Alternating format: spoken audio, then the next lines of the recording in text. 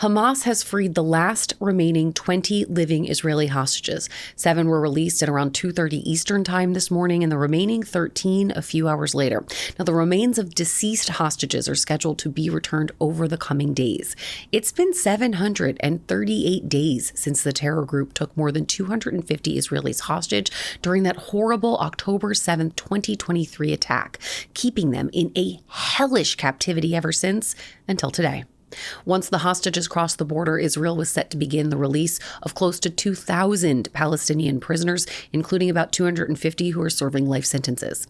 The release of the hostages and Palestinian prisoners today marks the beginning of the end of the war between Israel and Hamas, and the first phase in a 20-point peace plan crafted by the Trump administration. President Trump is in the Middle East today, speaking at the Israeli parliament, the Knesset, in Jerusalem, before traveling to Egypt to meet with many world leaders about the rest of this peace plan.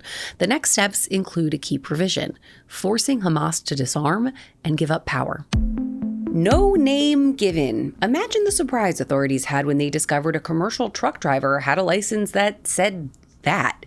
More surprising, the driver was also an illegal migrant. Acting ICE Director Todd Lyons slammed New York State officials for granting commercial driver's licenses to illegal migrants. Apparently, this isn't the only one. Here he is on Fox News. Since you have these sanctuary states that want to go ahead and try to just make it welcoming for these people that we don't know who they are. And again, these are CDL licenses. These people are transporting hazardous goods, materials at times.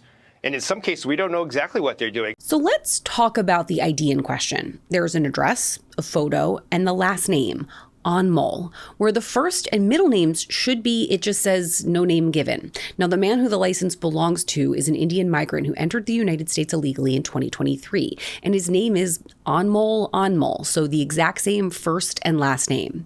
Now, the Post was able to confirm with the New York Department of Motor Vehicles that the license is indeed real.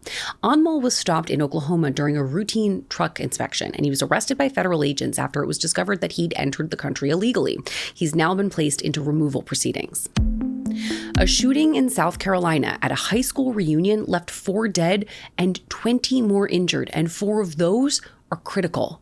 The attack happened at Willie's Bar and Grill on St. Helena Island, about an hour north of Savannah. The local sheriff says hundreds of people were at this bar when the shooter opened fire.